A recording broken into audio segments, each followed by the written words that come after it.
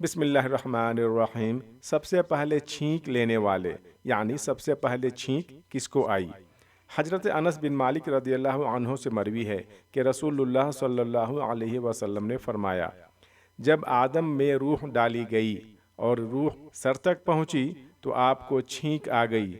आप अलैहिस्सलाम ने फरमाया, अल्हम्दुलिल्लाहि रब्बिल आलमीन, तमाम तारीफ़ें अल्लाह रब्बुल आलमीन के लिए हैं।